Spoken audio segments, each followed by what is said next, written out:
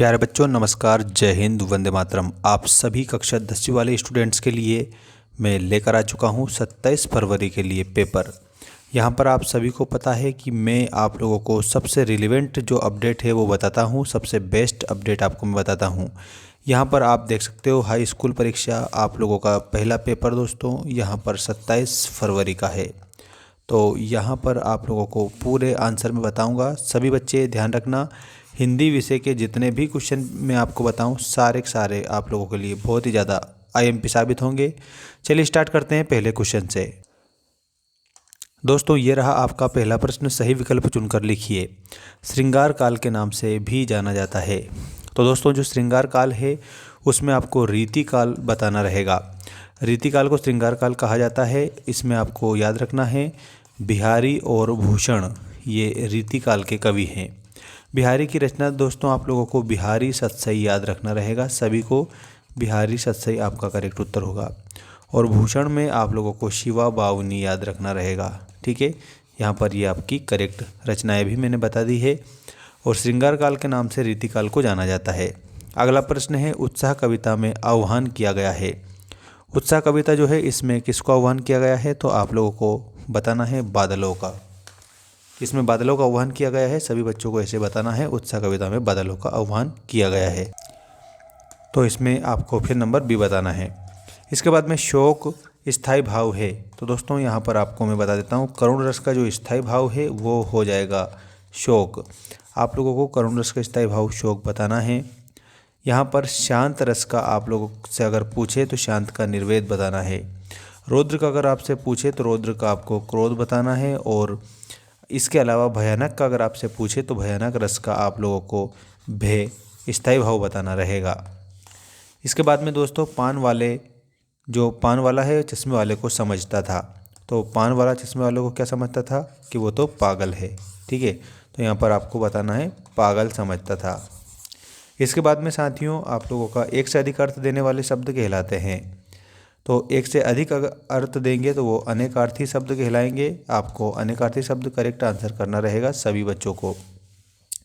इसके बाद में देखिएगा माता का अंचल कहानी में मृदंग बजते हैं। तो याद रखना जब लड़कों का संग होता है तो मृदंग बजते हैं, ये आपका सही होगा।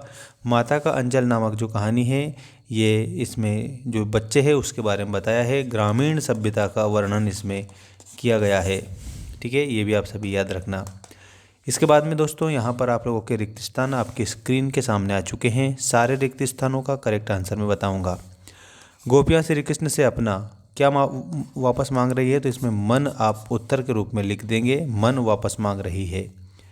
श्रृंगार करुण और शांत रसों में कौन सा गुण पाया जाता है। दोस्तों श्रृंगार करुण और शांत रसों में माधुर्य गुण पाया जाता है। माधुर्य, ओज और प्रसाद 3 प्रकार के शब्द गुण या काव्य गुण होते हैं, ये आप सभी को याद रखना है। रमणीयार्थ प्रतिपादकः शब्दः काव्यम। रमणीय अर्थ को प्रतिपादित करने वाली शब्दावली काव्य है, पंडितराज जगन्नाथ की परिभाषा है।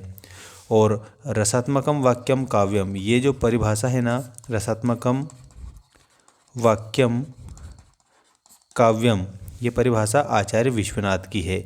लेकिन यहाँ पर जो हमें परिभाषा दी है ये काव्य की परिभाषा पंडितराज जगन्नाथ जी की है। तो आपको ऐसे भी आपको याद रखना रहेगा सभी बच्चों को। इसके बाद में देखिएगा यहाँ पर तेरी गठरी में लागा, तो इसमें आपको याद रखना है तेरी गठरी में लागा चोर मुसाफिर जाग जरा, इसमें आपको मुसाफिर लिखना रहेगा। निरोग शब्द में संधि है तो दोस्तों यहाँ पर विसर्ग संधि आप बताएंगे निहि प्रस रोगहा, निरोग। मधु कांकरिया के ड्राइवर का नाम जितेन नारगे आपको बताना रहेगा। सभी बच्चों को जितेन नारगे उत्तर के रूप में लिखना रहेगा। इसके बाद में सत्य असत्य वाले जो प्रश्न हैं आपकी स्क्रीन के सामने आ चुके हैं, देखिएगा। तुलसीदास की रचनाओं में प्रबंध और मुक्तक दोनों काव्यों का उत्कृष्ट रूप मिलता है, ये बात आप लोगों को सत्य बताना है। चौपाई छंद अर्ध सममात्रिक है, ये असत्य है क्योंकि जो चौपाई है ना वो सममात्रिक छंद है। ठीक है, चौपाई कैसा है तो आपको सममात्रिक याद रखना रहेगा। इसकी प्रत्येक पंक्ति में 16-16 मात्रा होती है। रिपोर्ताज मूल रूप से फ्रांसीसी भाषा का शब्द है, यहाँ पर आप लोगों को सत्य के रूप में इसे बताना है। लेखक कनखियों से नवाब साहब की ओर देख रहे थे, ये भी आप लोगों का सही हो जाएगा। इसमें भी आप सत्य आंसर करेंगे। इसके बाद में आप देख सकते हो अशोक राजनगर में रहता है, निषेधवाचक वाक्य का उदाहरण है। इसमें यहाँ पर ये जो दे रखा है ये असत्य है, क्योंकि ये तो निषेधवाचक नहीं है। निषेधवाचक में ना का भाव आता है। कवि अज्ञेय ने हिरोशिमा कविता जापान में लिखी। दोस्तों ये आपका असत्य है, क्योंकि जब वो जापान गए थे तब तो उन्होंने महसूस करा था। वो तो कविता यहाँ पर आए थे, उस समय रेलगाड़ी में बैठे बैठे लिखी थी हिरोशिमा नामक कविता। इसके बाद में साथियों आप लोगों को यहाँ पर जो जोड़ी दी गई है वो मैं बता देता हूँ। पूरी कंप्लीट आप इस जोड़ी को मिलान करेंगे जैसा मैं बता रहा हूँ।